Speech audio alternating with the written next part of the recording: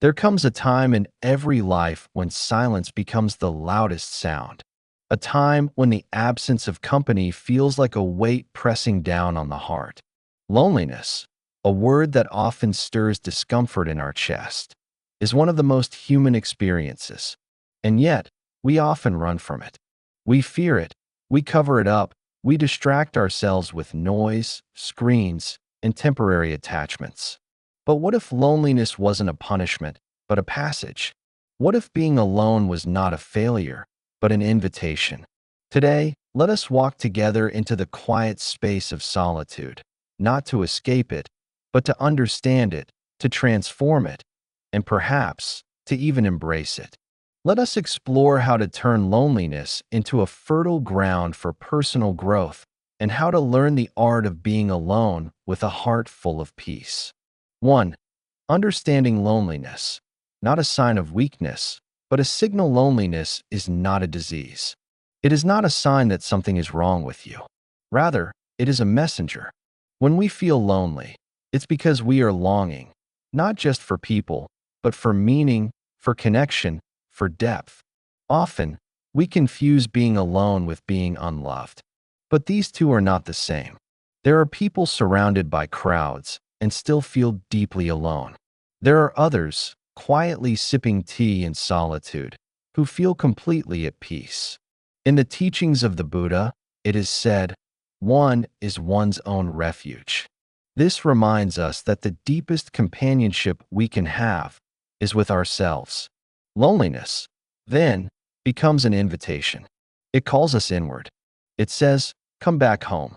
You've wandered far in seeking comfort from the world, but now it's time to sit with your own heart." 2. The modern world and the fear of being alone. We live in a world that values noise. A world where being constantly connected is the norm. If you are not replying to messages, updating statuses, or scrolling endlessly, something seems off. We have created a culture that equates solitude with sadness and silence with discomfort. But let us reflect deeply.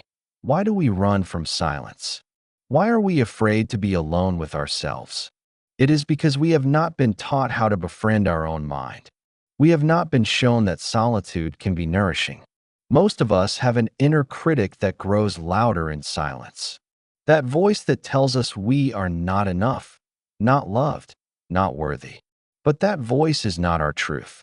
It is the echo of past wounds, unhealed expectations, and the illusions of comparison.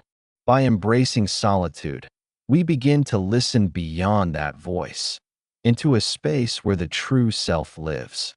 A self that is not defined by others, not measured by validation, but anchored in awareness. 3. Loneliness as a mirror. What does it reflect? When we are alone, emotions rise to the surface.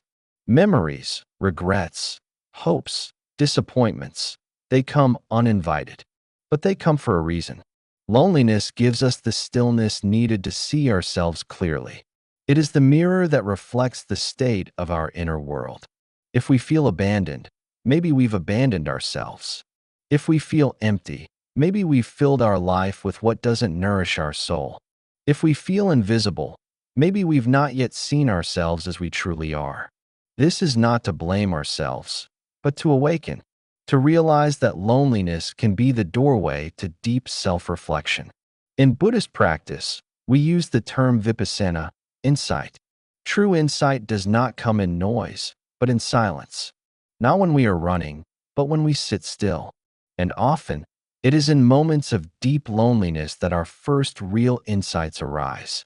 4. Reclaiming the relationship with yourself. The most neglected relationship in most people's lives is the one they have with themselves.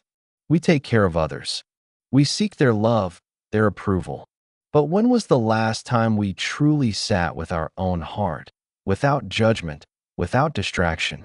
Being alone is not a void, it is a canvas. And we are the artist. In solitude, we can begin to ask, what do I truly enjoy when no one is watching? What are the dreams I've buried? What are the wounds I've avoided? This self-inquiry is powerful. It is not selfish, it is sacred. Because when you begin to truly know yourself, you begin to heal. You begin to forgive. You begin to see that your worth was never missing, only hidden beneath the layers of noise. 5. The difference between loneliness and aloneness. Osho, a spiritual teacher, once said, "Loneliness is the absence of the other. Aloneness is the presence of oneself." Loneliness feels like something is missing. Aloneness feels like something has arrived you. In the Dhamma, we speak of viveka, seclusion, not as isolation, but as a state where one is content and clear without external stimulation. The Buddha often sought seclusion, not because he was avoiding the world, but because he was deepening his understanding of it through himself. Aloneness is powerful. It's where creativity is born, where clarity arises, and where the deepest peace resides. When you shift from resisting loneliness to embracing aloneness, your inner world transforms. 6. Learning to find joy in your own company. If we do not enjoy being with ourselves, why would anyone else?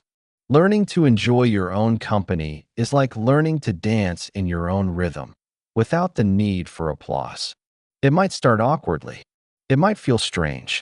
But gradually, you begin to notice the small pleasures: reading a book in silence, walking without a destination, sipping tea while watching the rain. These are not just activities. They are moments of communion with your soul. Create rituals for yourself. Light a candle in the evening. Journal your thoughts. Meditate each morning. These simple acts say, "I am here for me." In doing so, you create an inner sanctuary, a place so filled with presence that you are never truly lonely, even when alone. 7. The spiritual gift of solitude. In solitude, many great sages awakened. The Buddha meditated alone under the Bodhi tree. It was not in a crowd that he found liberation, it was in silence. Solitude is not a punishment, but a portal. It teaches you that peace is not found outside, but within. It reveals that happiness is not given, but cultivated. It shows you that the one person you will be with for your entire life is you.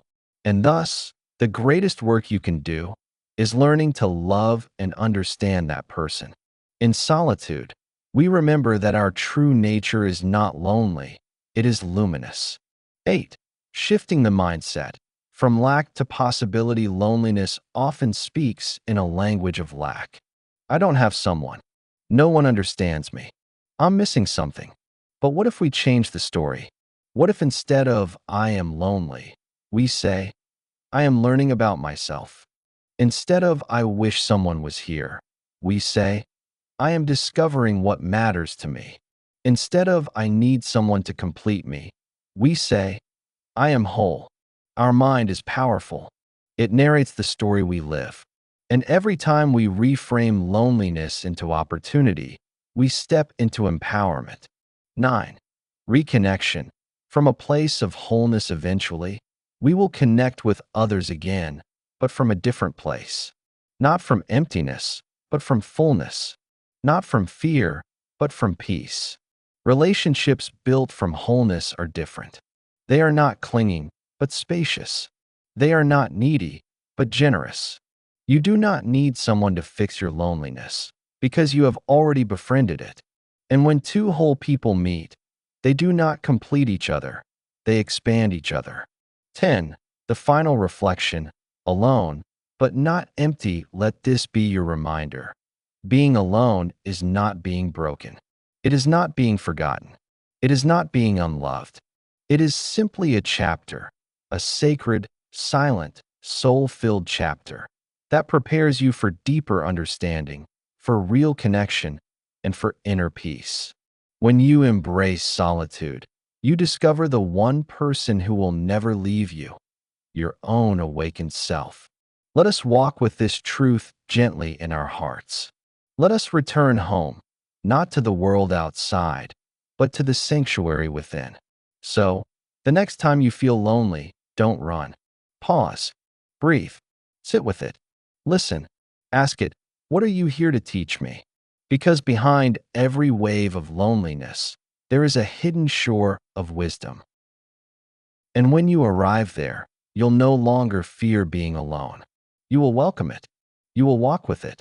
You will smile in its quiet company. For now you know that solitude, when embraced with mindfulness, becomes the cradle of self-love and spiritual awakening. When this video comes to an end, take a quiet moment to reflect, not just on what you've heard, but on who else might need to hear it too. Perhaps there's someone in your life walking through silence, feeling unseen. Share this with them, not only as an act of kindness, but as a gentle reminder that being alone does not mean being incomplete. It can be a beautiful season of rediscovery, of worth, and of quiet strength.